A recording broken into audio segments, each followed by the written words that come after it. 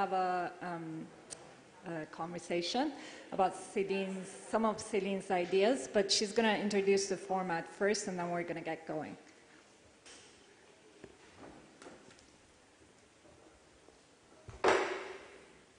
Hi, everybody. Thank you for getting up on Sunday morning. Thanks, Zeynep, for being here.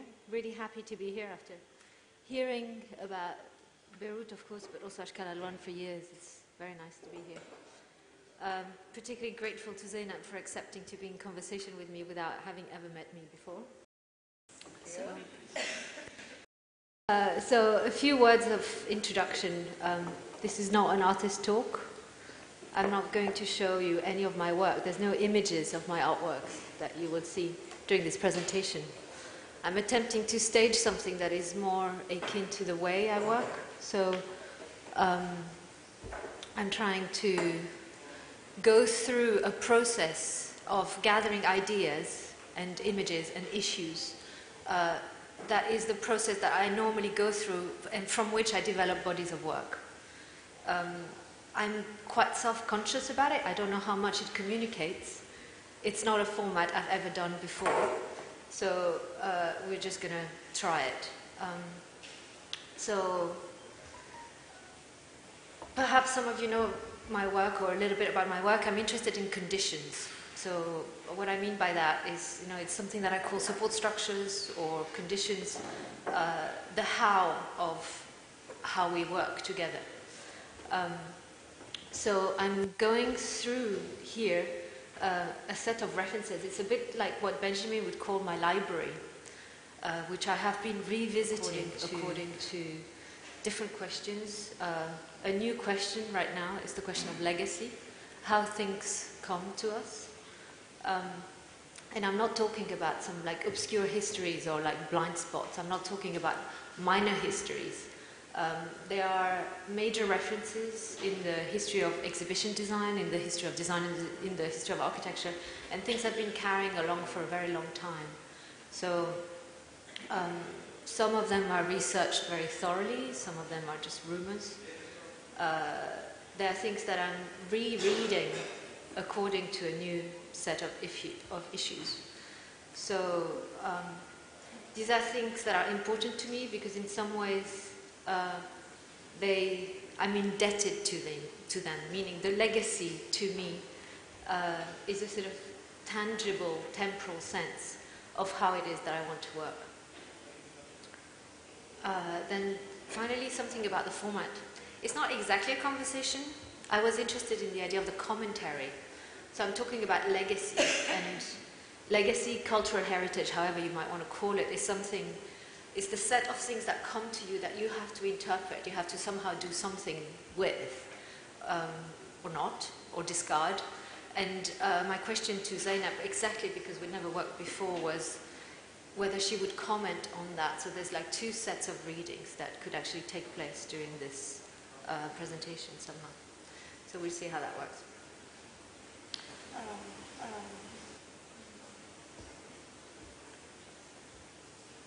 Oops. No, sorry, I don't even know how to press play. Yeah. So you might recognize this woman. This is Hannah Arendt. But I don't want to talk about Hannah Arendt. I want to talk about Walter Benjamin, who in 1940, at the age of 48, committed suicide, you probably all know, in Port-Bou at the French-Spanish border while attempting to escape from invading Nazi forces. So he had, before setting up on his voyage, or do you want me to use that? Is that better? Before setting up on his voyage, he knew he might not make it to the other side. He gave his manuscripts on the one hand to Georges Bataille, who brought them to the National Library in Paris, and on the other hand, he gave a set of unpublished manuscripts to Hannah Arendt for her to carry to the US, where she was also escaping. He had really bad luck. He had a visa that his friends arranged for him. The border was closed just the night that he arrived. It was reopened the day after, but he was already dead. A few months later, we know that Hannah Arendt traveled exactly the same route And she looked for his grave and was unable to locate it.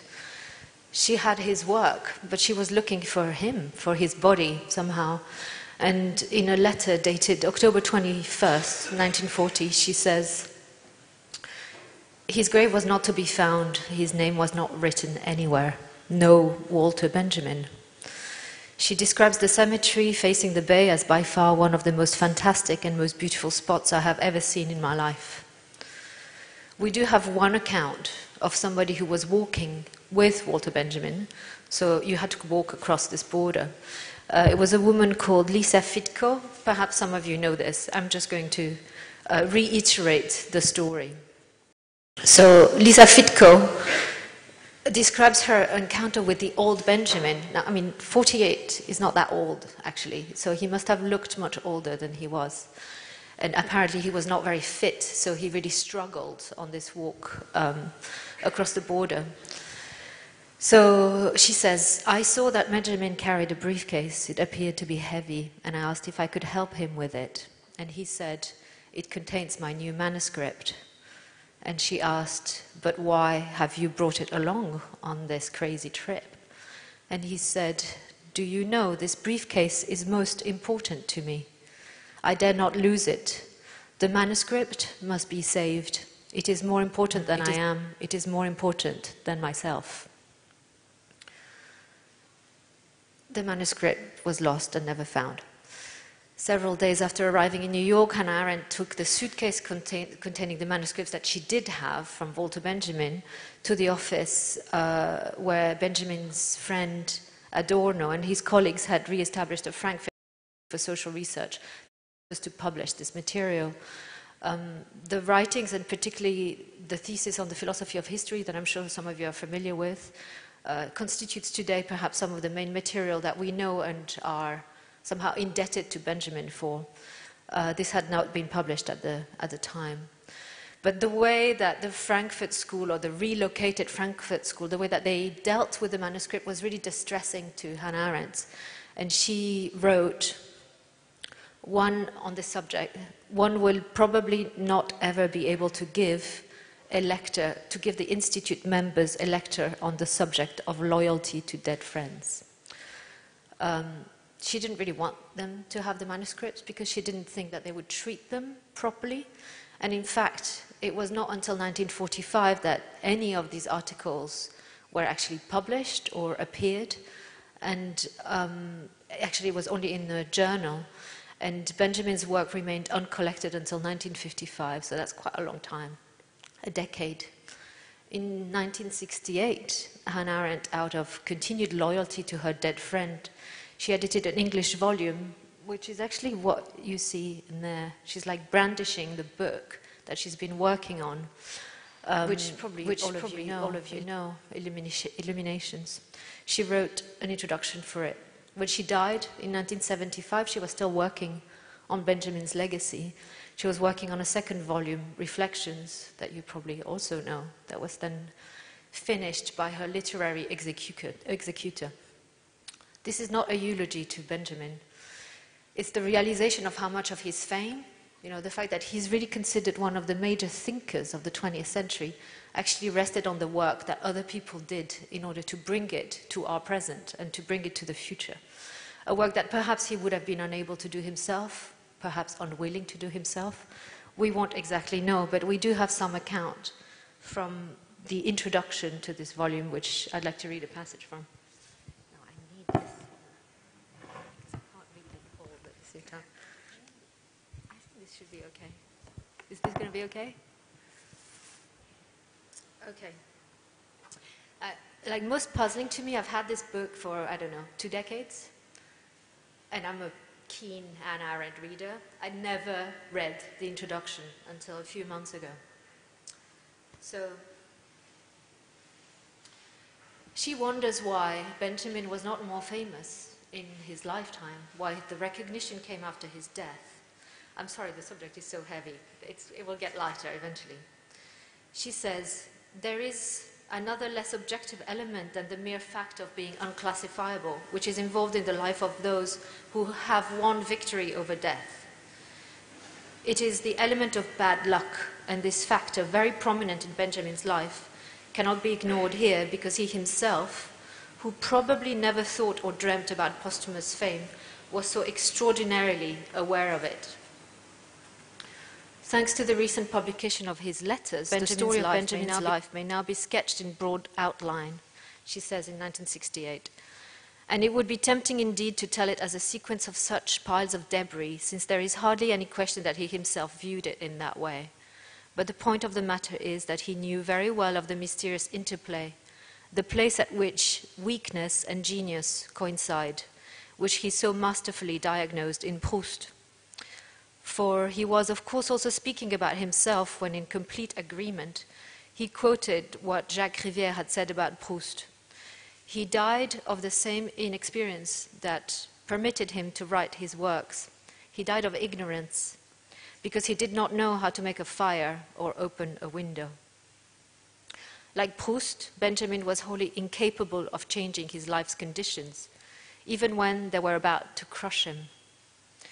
With a precision suggesting a sleepwalker, his clumsiness invariably guided him to the very center of misfortune, or wherever something of the sort might lurk. Thus, in the winter of 1939 to 1940, the danger of bombing made them decide to leave Paris for a safer place. But no bomb was ever dropped on Paris, but Meaux, where Benjamin did go, was actually a troop center, probably one of the very few places in France that was seriously endangered in those months of the phony war. But like Proust, he had every reason to bless the curse and to repeat the strange prayer at the end of the folk poem with which he closes his childhood memoir, which I cannot read in German, so I will read it in English, which is pretty scary, and reads like this: "Oh dear child, I beg of you, pray for the little hunchback too." So apparently he sort of called himself a hunchback. Okay, last quote from this book. Scholem is surely right when he says that next to Proust, Benjamin felt the closest personal affinity with Kafka amongst contemporary authors. And undoubtedly Benjamin had the field of ruins and the disaster area of his own work in mind when he wrote that an understanding of Kafka's production involves, amongst other things, the simple recognition that he was a failure. What Benjamin said of Kafka with such unique aptness applies to himself as well. The circumstances of his failure are multifarious. One is tempted to say, once he was certain of eventual failure, everything worked out for him en route, as in a dream. He did not need to read Kafka to think like Kafka. When The Stoker was all he had read of Kafka, he had already quoted a good statement about hope in his essay on elective affinities. Hope passed over their heads like a star that falls from the sky. On this subject.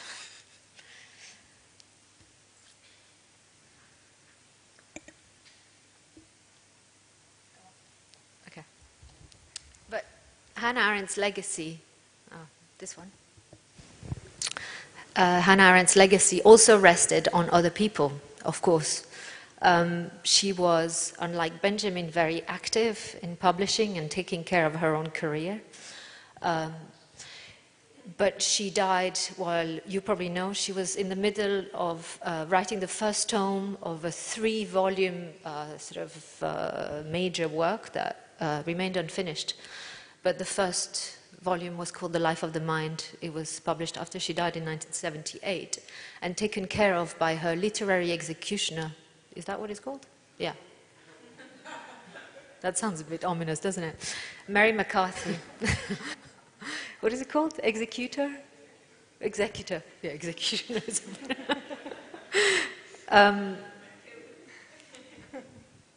Spell check. I'll blame it on the spell check. Mary McCarthy had been in dialogue with her for 25 years. Their letters have been published. They said of each other that they did not think alike, but they did the thinking business for and with each other, meaning they read each other throughout their entire life. Their letters are quite amazing, very recommended read. They say something about the practice of friendship in a sort of serious way, and its relationship to work that I think is particularly relevant. So in the postface of The Life of the Mind of 1978, Mary McCarthy gives us like some clues of what it means to actually take care of somebody's legacy. She writes, "She's not here now to consult or appeal to, talking about Hannah Arendt. I have been forced to guess her reactions to every act of editorial interference. In most cases, previous experience has made that easy. If she knew me, I knew her. But here and there, problems have come up which in the past I would surely not have attempted to solve on my own by guesswork. Whenever I was unsure, I would pepper a manuscript with question marks, meaning, what do you want to say here? Can you clarify? Today, those points of interrogation, what do you suppose she means by that? Does she intend this repetition or not? Are somehow not, well, they're leveled at me, yet not in my own person exactly. Rather, I put myself in her place, turn into a sort of mind reader or medium. With eyes closed, I am talking to quite a lively ghost. She has haunted me, given pause to my pencil, caused erasures and re-erasures. In practice, this newfound freedom that has meant that I feel less free with her typescript than when she was around." And this, maybe some of you have seen this place. It's a very modest grave next to her husband, Benjamin Butler, which is actually on the campus of Bard College, where she taught for a long time, and she said she was most happy, which is why she chose to be buried there. Okay.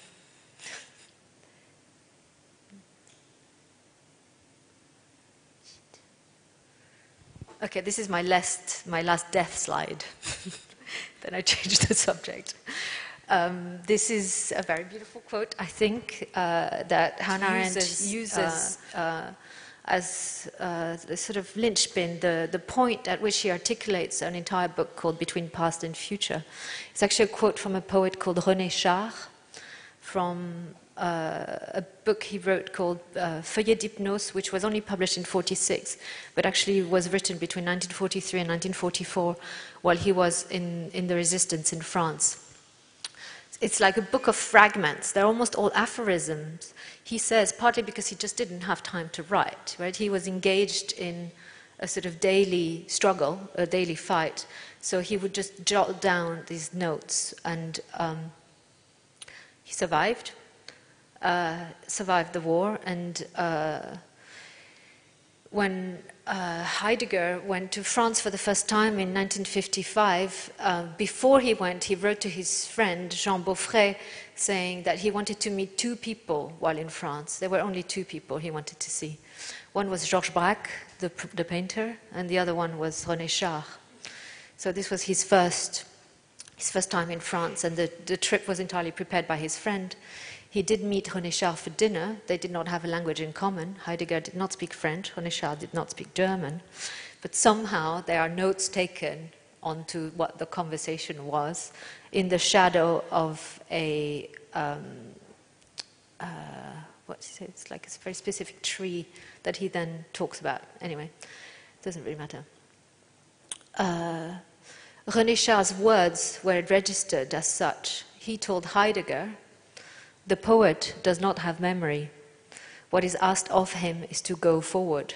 I mean, this is said by somebody who published the Feuillet d'Hypnose specifically because he wanted to remind France or the French people what it meant to live in a period of inhumanity. He felt that after the war, the French had already started to forget what they had actually gone through.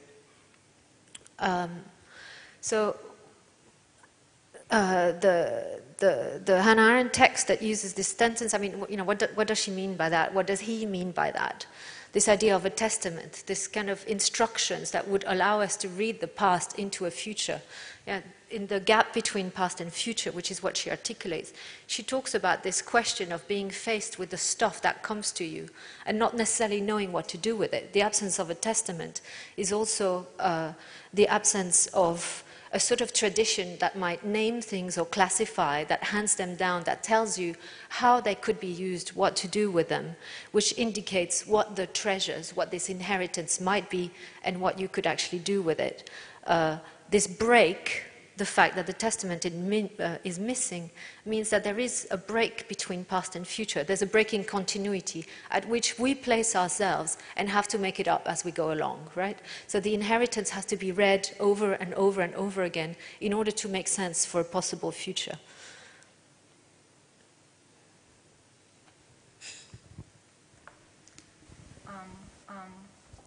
So early on in a conversation that Celine and I were having, well, not early on, actually, later on, we were talking through some of these examples, and she said, a lot of these ideas go back to friendship. So I wrote an essay in 2012 about friendship, which I want to send to you. And I'm going to read a couple of paragraphs from that essay now. In your voice. If we were to engage in the work of friendship, this could lead to what Aaron recalls in our friend Mary McCarthy. It's not that we think so much alike, but that we do this thinking business for and with each other. The thinking business is work in friendship, and friendship in work. That's one quote. There is in Hannah Arendt a concept of culture that is, to my view, close to what I would call friendship as outlined above.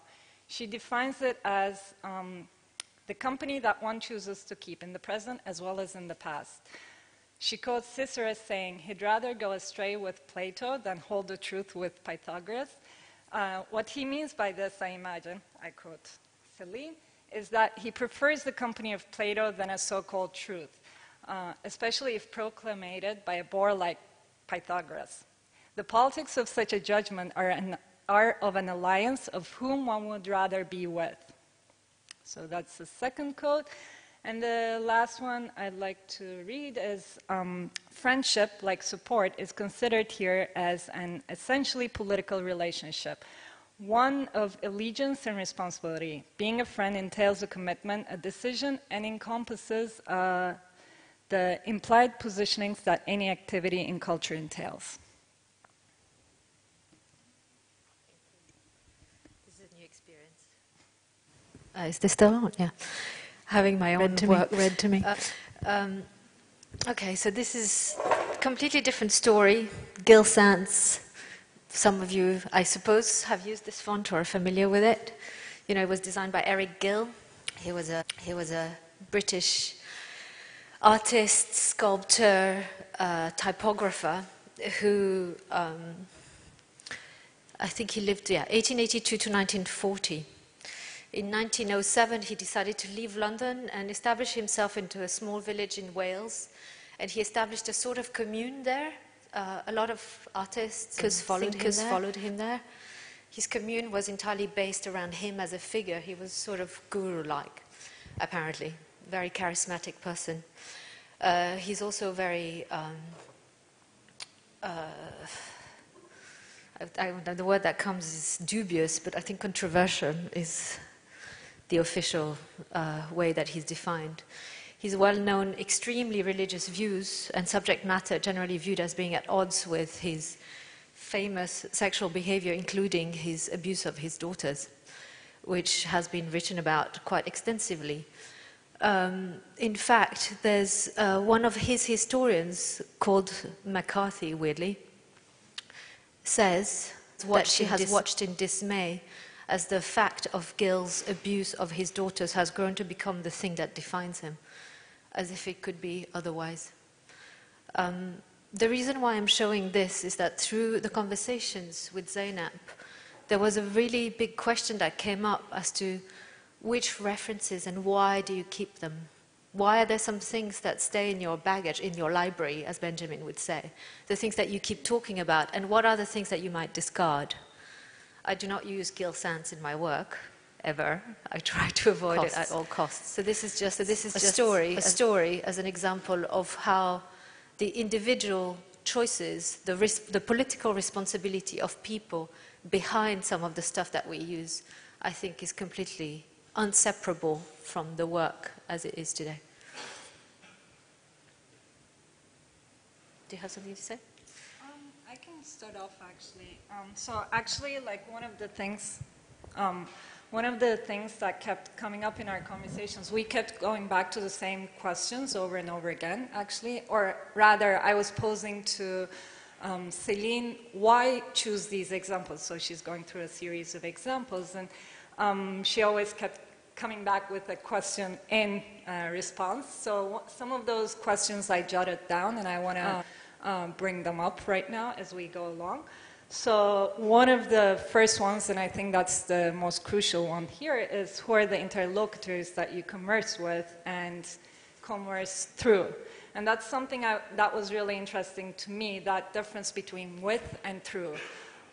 Thinking with someone versus thinking through someone is an interesting thing, because either someone is there, flesh and blood, and talking to you, or they're long gone, or you've never met them, or they're geographically or time-wise distant from you, one way or another. But then you can actually have someone, flesh and blood, be next to you, but you can be thinking, not thinking with them, but thinking through them. As in, if you're actually building two separate projects together, building two separate sand dunes is the thing that comes to my mind. Together, they're going to have different shapes, but they're going to be influenced by one another, but you can be thinking through those things separately through each other, but not with one another. So that's actually something that I kept posing to Céline. Which of these examples are examples of with, and which of these examples are through?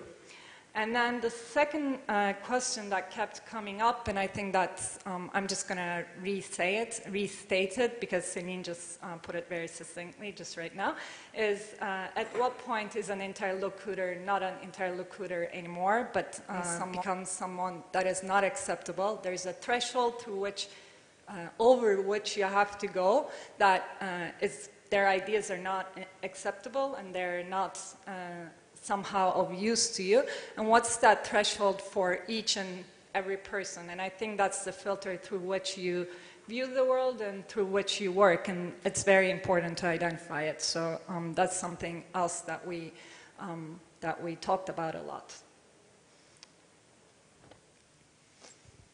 Which brings me to Herbert Bayer. So maybe, again, some of you are probably familiar with this drawing. It's really not obscure. It's, if you've ever been interested in the Bauhaus or in the history of exhibition design, this would have appeared over and over again. I first encountered it in a book by Marianne Staniewski called The Power of Display. I'm really interested in conditions, hence my interest in display and somehow exhibition display particularly. So this is a page from the book. It's in black and white. It's called Diagram of Field of Visions. He called it Expanded Fields of Visions. He made it in 1930 as he was working on the Werkbund exhibition in Paris with his colleagues from the Bauhaus. So that, not this drawing, but the exhibition was produced in collaboration with Walter Gropius, Marcel Breuer, Laszlo Moholy-Nagy. A few years later, he wrote Fundamentals of Exhibition Design. He eventually left Germany, went to the United States, became extremely recognized, was one of the main designers for exhibitions at MoMA, so you might have heard of the exhibitions he staged there, including the Bauhaus exhibition, and some extremely ideological exhibitions, let's say, also. I've been working with this for a really long time. It's one of the things I talk about with my students, influenced me in exhibitions that I made. I like it a lot. And it's only about a year and a half ago that I found out, as I found the actual drawing, which I will tell you how I found it, I found out that before he left Germany, Herbert Bayer had actually worked for National Socialism quite extensively. He did a whole series of graphic work, posters, publications, pamphlets for highly ideological Nazi exhibitions for the German youth, and, you know, like basically employed by one of the worst chapters of 20th century history, a fact that he carefully omitted from his own archive at Aspen. Right? So there's none of this material that is in his archive at Aspen. But one of his friends, Joseph Albers, after his death, sent the letters that he had received from Bayer before him going to the United States, that therefore implicate him. There are letters in which he actually describes his work, and it's only recently that these letters have been added to the bioarchive. So I'd been talking about this guy for like a decade, and then I find out that he was, as people say about Heidegger, a little bit of a Nazi. So, and I decided that, well, I decided I was not going to throw this away, that I was going to keep talking about it. But that's when this whole question of legacy kind of opened up for me. So how do I deal with it? You know, how do we deal with it? It's easy to say, like Eric Gill, that's the threshold that I can't stand. I will never talk about it again. And I thought perhaps it is interesting to start asking questions to this work and see how we can actually acknowledge its problematics while keeping it into the present. Of course, it means rereading it and opening that up. So this happened as I was also doing research about a completely different person, somebody called Elaine Lustig-Cohen, who was a painter and graphic designer based in New York. This drawing was in her kitchen. This is like an old lady who died last year. She had worked on the graphic design of his book. He had given it to her. So I found the original drawing, which I think had not been seen since the 50s, at the same time as I found the problems around that work. So this is why these images are actually photographs from an exhibition that I did in New York. So I'm showing this work and I'm trying to frame it, right? That's the thing that I can do. I can actually frame it. And the frame is partly the set of questions on legacy. So I think looking at it again, there are other exclusions that are in the work that perhaps I didn't see before. Like, for instance, maybe clear to you, this body of a spectator who's looking at these expanded fields of vision is very still. He's a man, he's white. He's not a body exactly, he's just a gigantic eye that is looking at the material given to him. More than a spectator, he's a viewer, he's incredibly passive, right? This idea, I think, defines a notion of an ideal audience to exhibitions that is really dominant throughout the second half of the 20th century, right? This well-educated, well-behaved, silent audience that should move through museums and look at things from a distance, not getting too close, not making any noise, not resting or sitting down, right? So the exclusion of the body and its needs for instance, a place to rest or some warmth are something that I'm able to read in it now that I didn't used to be able to before, which means that despite its sort of radical surface, I think the Herbert Bayer drawing also is inherently conservative in some of its definitions. I mean, this passive spectator instead of an active one. This is exactly not how he talked about it. But the real question for me remains, how do we approach the intellectual work of those that we might honor or admire, but who have done things that are not okay with us, that are not acceptable to us, who have had political views that we might despise? How do you deal with that work? How do you carry it into the future? How do you talk about it to your students? I'm not aiming at a critique of Bayer per se. He's just a very good entry into this question. I'm aiming at a clarification of how to approach his work, like how to approach many people's work, including living, the flesh and bones that Zeynep is talking about, people who surround me who might do things that I actually intimately disagree with. Bayer's an example. He's an example and a sort of entry into this question of the after. Yeah? What comes after? What's the legacy? Yeah, and to take on from that, like that's the question that comes up from there on for me is if you're interlocuting with someone, you're building a network of interlocutors in order to build an infrastructure that's there, that's supposed to, like, you're building towards a sustainable infrastructure. But when the context changes, when there are certain givens that you find out about, the infrastructure is supposed to shift in perspective as well. And at what point does that, how do you keep on building that infrastructure? And that's something I will come back to, but that's sort of a question that sort of arises from the change of the how you interlocute with your reference. Another really old reference for me, something I really love. It's called the Silk and Velvet Cafe. It was designed by Lili Reich with Mies van der Rohe in 1927 for the international exhibition in Berlin with Mies van der Rohe, meaning he was somehow her assistant, helped her out. We don't exactly know. There were a couple at the time, and even though this actually had quite a big impact, the reason why this image looks like this is because, of course, we only have black and white images of it, even though apparently this cafe was entirely cloaked in these gigantic curtains in silk and velvet that were black, purple, orange, and yellow. So it must have been a really opulent, kind of luxurious space. It's one of two images of her work that are at the Museum of Modern Art in New York, but not in her own archive. They're actually in the Mies van der Rohe archive. Why? Because so Lili Reich and Mies van der Rohe were a couple.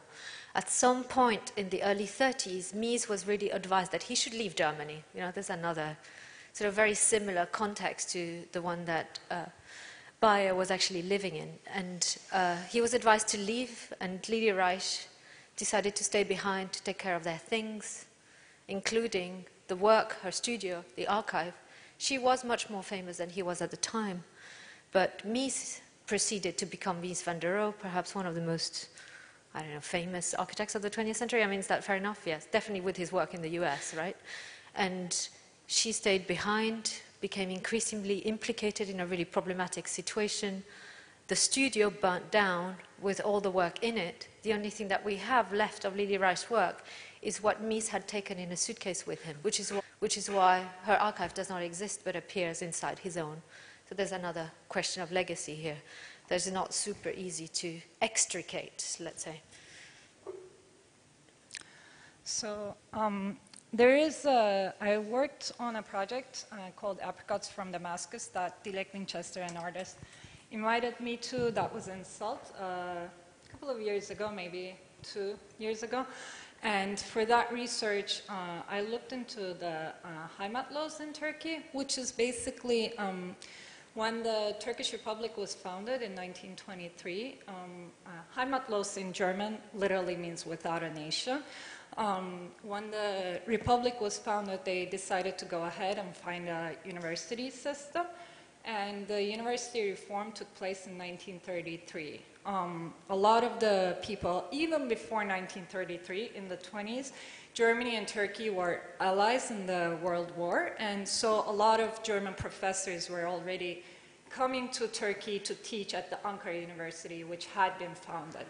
But in 1933, actually a lot of German Jewish professors who were escaping from the National Socialism that was going on in Germany, came to Istanbul and started teaching at the Istanbul University that just got founded in 1933 with the university reform. The thing with the university reform is that it got rid of the old university system in Turkey, which basically was the medrese system, like the religious system, and the official secular universities were being founded. So basically with the Istanbul University, 2/3 of the old faculty were let go of, so they were in need of a lot of new professors and teachers, so they accepted a lot of the German Jewish. Whereas the Ankara University, Ankara being the capital of the newly founded republic, was actually had a lot of the German professors also, but those that were associated with the German government that was going on at that time. So there's the Heimat laws is actually used for the German Jewish professors who came to Turkey. It's literally written as Haymatloz, so it's a Turkification of the German word, and it's specifically for the academics. And there's a huge research done in the areas of art history and architecture, what the influence was on those two fields, but not so much with other fields. So, and I'll tell you the research of one professor who did the research in the agricultural field, actually. But maybe I'll finish that and let you go and finish off. Sevtap Kadol is the professor that I'm thinking of, who's living right now and working in Istanbul University. And she looked into the agricultural department's foundations in those two universities at the time. And basically, Ankara University's agricultural department got founded in '33 with all the German government employees. And the Istanbul University agricultural department got founded by all the German Jewish. And the two of them never interacted with one another. But these are the two universities that actually set up all of the agricultural system in Turkey at the time. So we owe all of the infrastructure to these two schools, but what happened is that at the end, as we faded away out of the collaboration, that Germany and Turkey sort of separated and went their way. The Ankara University's influence totally faded away, and it's actually the Istanbul University's professors that set up the whole structure. But somewhere in there, there was actually the Ankara University that was already setting up the infrastructure. So the the agricultural system, we totally owe to the Haymatlos that were in the Istanbul University at the time, at the end of the day.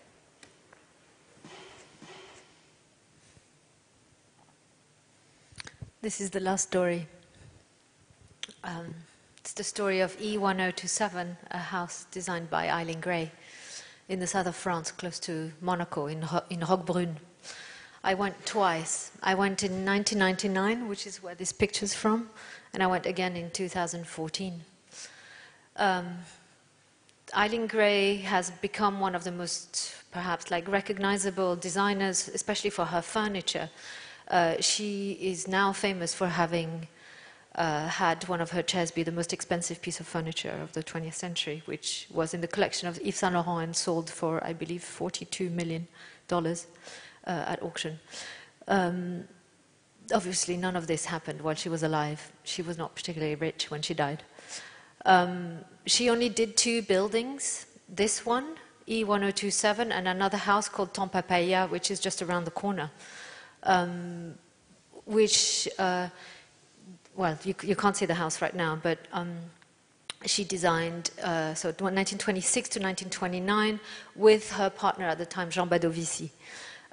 While staying as a guest in the house in 1939, Le Corbusier, when she was not around, Le Corbusier, very famous figure, painted bright murals on the white walls, and is famous, because there are some images of it, for apparently painting them in the nude.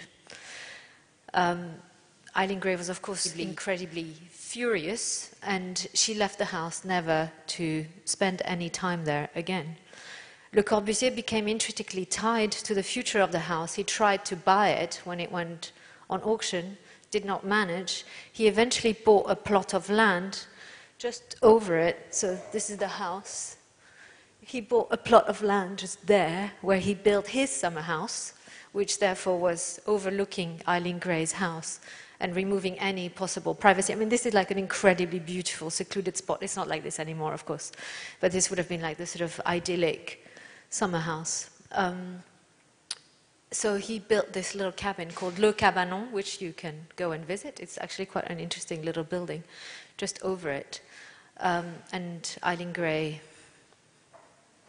never stayed there again. I mean, why is this house so important? Just a few words for those of you who don't know it. So she designed the exterior and the interior entirely. Every piece of furniture, every door handle, the way that the mirror reflects the light in the morning sun, etc. These are some of her drawings that I think are really beautiful. This table that you've probably seen multiple editions of was designed as a breakfast table so that you could actually be in bed and the table slides under the bed. There's incredible attention to detail and very, very much against some of the ideology that Le Corbusier was promoting. This is not a machine to live in. This is about having comfort and pleasure in every single moment of your life. Now, what is the legacy here? I mean, the legacy question for me here is that, of course, when I went in 1999, as you can see, the house was in ruins. It had been squatted for years. She was not famous enough, Eileen Gray was not famous enough to have a foundation in her name, which she now does, which meant that the house was totally falling into disrepair, while the murals belonging to Le Corbusier, Le Corbusier Foundation is extremely important, very wealthy, very established in Paris, kept maintaining the frescoes while the house was falling around, because they have a completely different legal status. They were considered national heritage, and the house, nobody wanted the house. The house was even offered to the Irish government because she was Irish, and they refused to purchase it for 1 franc at the time. So this is before she became famous, of course. So that's what these images are, right? This inseparable futures and legacies of these two people's work, who are now somehow both equally famous, but one's work literally destroyed the other's work. What do you do with that? I am not entirely sure. The house has now been restored. There is actually a fund that was, I think, partly funded by the Getty, actually, which was used to restore the building and make replicas of the furniture. So I think you can just visit it if you ever go to the south of France. It's a very beautiful spot. Another detail, or odd detail, Le Corbusier died drowned in front of this house in 1974.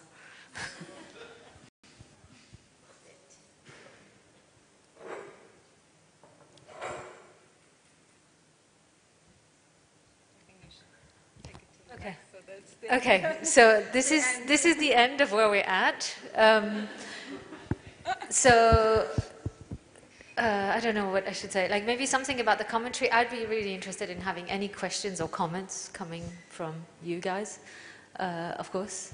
As I said, this is just like a growing collection of things that I'm sort of trying to revisit.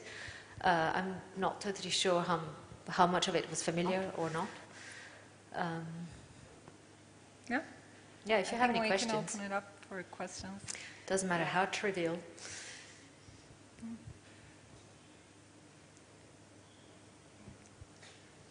Or no questions. Hi. Thank you for your talk. It was really, really interesting. I was thinking about the responsibility of representation you were talking about. Also because it's something I'm really concerned about myself, and I just recently got across a very kind of radical approach to it from Sarah Ahmed, who's in her recent book is not quoting any white man throughout the whole book. And yet I saw that kind of as, for example, a strategy to answer this, like how to take responsibility in representing.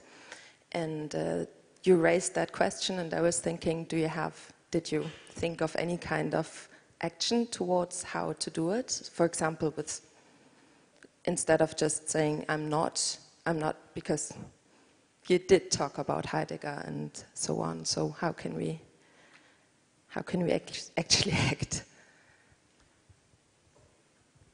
I'm not an expert in ethics or historical justice. I should just say. I think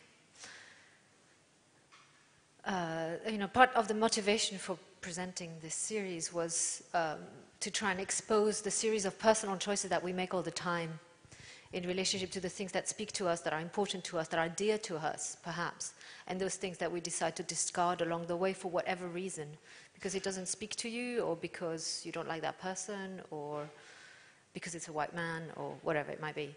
And I think those choices are inherently political. Yeah, they're choices, judgments made onto, going back to, I think, Hannah Arendt's definition of culture, how culture is made out of those choices that we make all the time, and the company that we choose to keep. The company we choose to keep, of course, is the company we also choose not to keep, right? The fact that Pythagoras might have been so incredibly boring that Cicero did not want to stay with his thinking,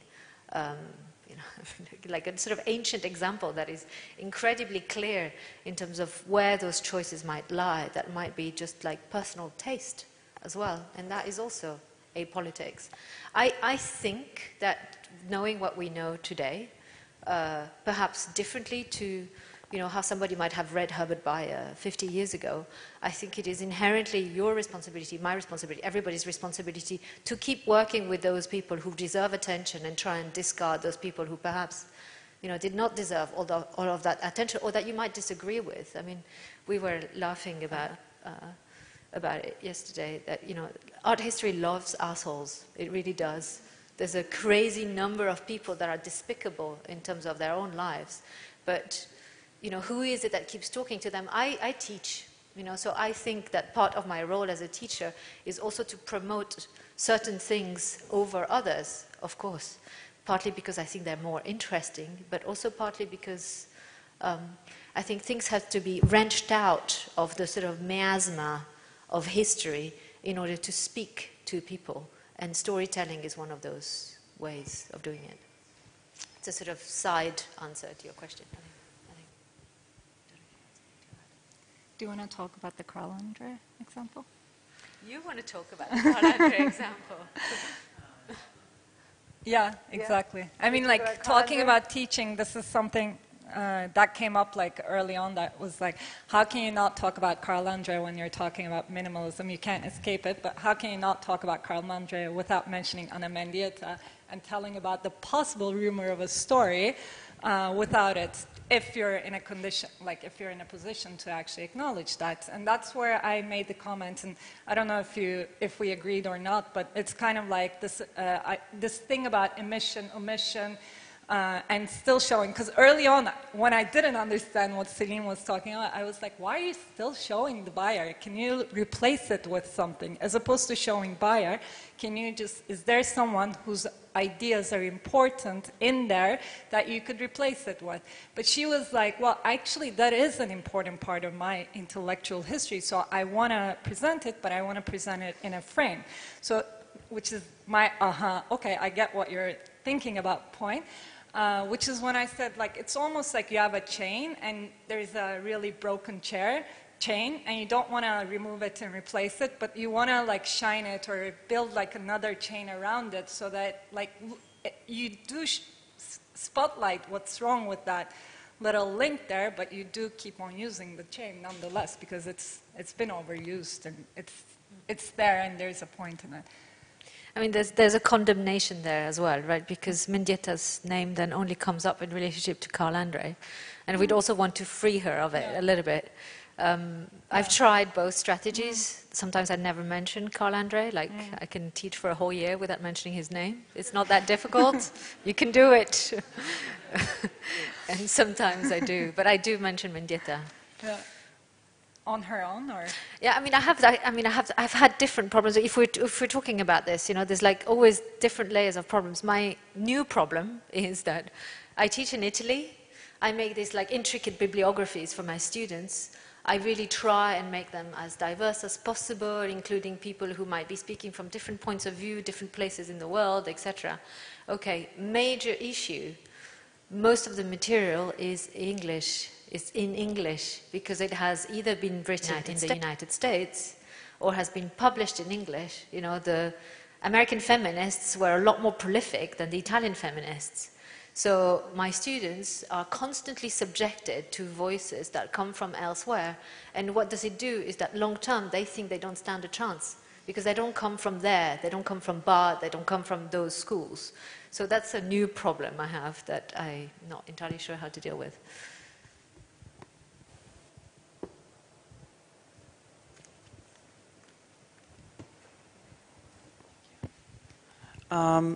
Having seen the photo of the drawing in the exhibition that you made, I was just curious how you framed it. Like, what was the idea behind that presentation? Because it looked like there was a part taken off from a purpose-built wall. Mm-hmm. Yeah, I mean, the framing, right, as being important. So that's another way of commenting on the work that I thought was important. So I use the drawing as somehow the center of the exhibition. Each piece responds to this idea of legacy in a different way. So I thought that cutting a hole in the wall is a way of exposing existing conditions, right? The stuff that is not necessarily that pretty, it's definitely not the white cube, right? It's through the white cube and exposes the history of the place and the sort of nitty-gritty of what comes behind it. It's very didactic, you know, like once you're faced with that, you see it in a slightly different way. There's that sort of rather ugly pipe going through it. It's hung very precisely, it's all very straight, of course, but I thought I could not hang it on the same walls that all of the rest of the work is, and therefore make it a focus because it also relates to all the stuff that happened before in the space. But this is a particular context. This was at P exclamation mark, a little gallery in New York on Broome Street. And Prem Krishnamurti, the curator, director, whatever, also director of projects, who designed the website for the Sharjah Biennial and Tamavridge. He invited me to do an exhibition and I asked to be the last show. I always wanted to be the last show because I wanted to uncover some of the layers of the making of the space. So through this uncovering of existing conditions, then I can talk about Herbert Bayer through a frame that I think is more suitable to exposing its problematics. I think, you know, some people get it, some people don't get it. That's okay. There were a series of events happening once a week, talking about legacy. This was the sort of staging I chose. I'm working on a new show with this drawing, which I feel incredibly lucky and privileged to be able to borrow, right? Also, the fact that I found it and I know that I can use it, I can address it directly for a few months, also means that I'm just articulating this entire project on legacy around that drawing. Thank you. Ryan had a question, and I don't know about time, so maybe Betul, you can cut us off when you want to.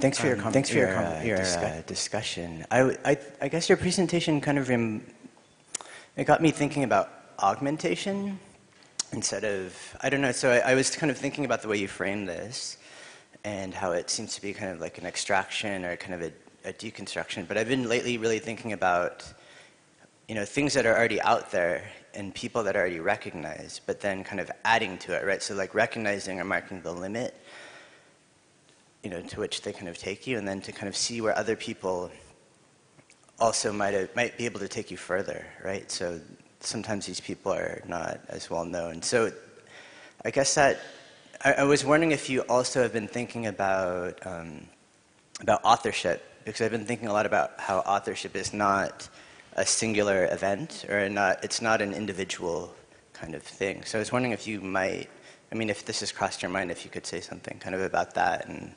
how you're kind of exploring that in your work. Yeah, thank you. That's very relevant to me, actually. I try to work cumulatively. This is one of the strategies I have to undo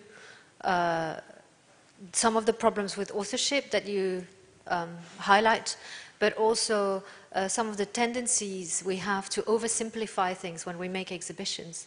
Yeah, so much of making exhibitions is removing, like the incredible work and care that we all know about that goes into making a space white and clean for the next person to come in and show, right? All that erasure and protection is like just that. I've worked quite a lot with just, what happens if you don't do that?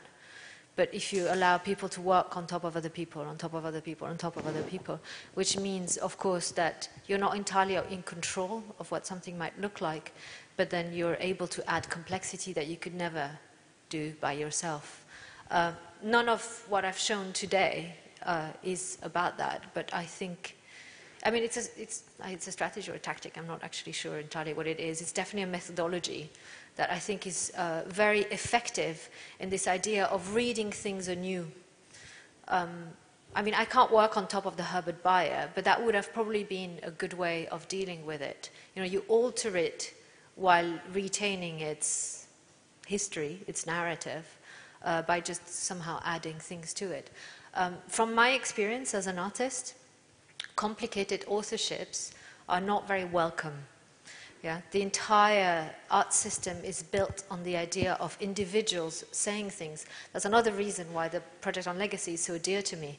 Yeah, the fact that Benjamin's reputation rests on somebody like Hannah Arendt or Adorno, and that we don't necessarily think about that. None of these people worked on their own, but they all worked with interlocutors, but also through the voices of other people who took care of their work. Right? That, I think, can be translated in this idea of cumulative work somehow. None of us start from scratch, whether we're artists or writers, we all know this. But the tradition wants that if you're a writer, other people's voices gets relegated to the bottom of the page, written really small into the footnotes, right? That's where you put the friends. If you're an artist, yeah, tradition wants that the other people's voices are either friends, so they remain in the domain of the personal, or they're your assistants, right, who are unnamed. You know, it's only the structure of work in film that actually names everybody who participates. In art, you don't usually name technicians or assistants or whatever that might be. You know, I kind of try and tackle this in different ways. Like, I've got this really elaborate credit system, which means that when I do a show, I usually try and credit everyone who's been part of the making of the show, but you know, you don't really know where to stop. Sometimes those lists have hundreds of people, sometimes they have 4.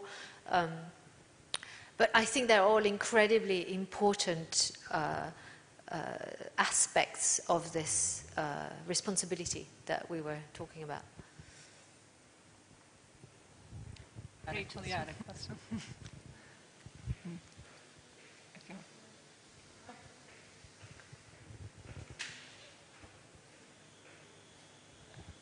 Thank you. Yeah, my question maybe feeds on from this what you were raising about crediting and this reality of your students and me being able to read things in English. I wondered if you could comment on this other condition of the contemporary art world that means friendship becomes a certain kind of currency in the ecology or economy in which we work, and what the sort of what the possibilities might be for taking friendship as a deeper model for the making or the working within institutions and the kind of infrastructures that Zeynep was raising. Because on the one hand, it feels kind of like a vehicle for working, like our personal and working lives become very blurred, and so friendship is sort of a natural part of how we tend to work, but the politics of that can be unclear. And yet it seems in your work that it also offers a certain like meaty, rigorous way of thinking about how we might form collectivities that really do something. So I'd love to know your thoughts on that. Do you have something to say about that? I have something very small, like short to say about it. The reason I talked about infrastructures is if you build like this infrastructure and a network of interlocutors and then you have to move, like that doesn't move with you. And like an organism, a context by itself is very like heavy because it's something that's intricate that you build over a period of time. And then if you want to move it, like how does it move? Like all of those bodies that were moving around like in the last couple of days in these performances, you can't move them like take it over. It just is very so that's the comment that I wanted to make about that. Yeah. Which didn't have a lot to do with what you were saying, but that's where my mind went to. So. And something that this question makes me think of is that the importance of reclaiming friendship as an essentially political relationship, right? It's not friendship, or, you know, again, I'm not an expert on friendship. I have very good friends, like most people in this room, but I'm not an expert on friendship. But I know it's not this like lovey-dovey hippie thing, right?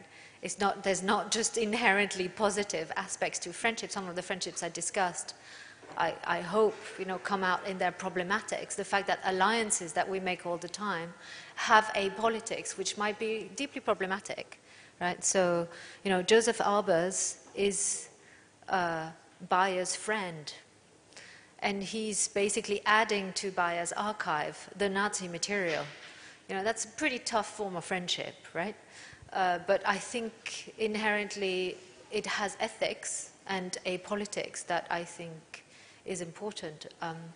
I know that the sort of friendship conversation can either go towards you know, the sort of cliqueiness of the art world, or this you know, inherently redemptive thing. But I think it's important to remember that friendship, we don't just befriend people, we also befriend issues. You know, when you're working on a subject, you have to ally yourself with it. It means you're partaking in talking about this writing or this person or this issue, and somehow making it important in your life. You know, like an alliance that can last an entire lifetime without necessarily having any answers on the other side. You know, there was this excellent performance on mollusks that I hope most of you have seen. I would say that's a form of befriending of mollusks that I have never seen before, will probably never see again. It's quite impressive. Yeah, and can I paraphrase you there? I mean, in the essay you say, just because you said that, I'm not an expert on friendship, but in the essay you talk about how friendship for you is an extension of support systems that you've been talking about, and that's like how it came about also. Just in the conditions of work, I think it's important to name friendship as another form of support that we all need. Do you want to say any last words? Because I think we have to slowly wrap up. Thank you. Thank you.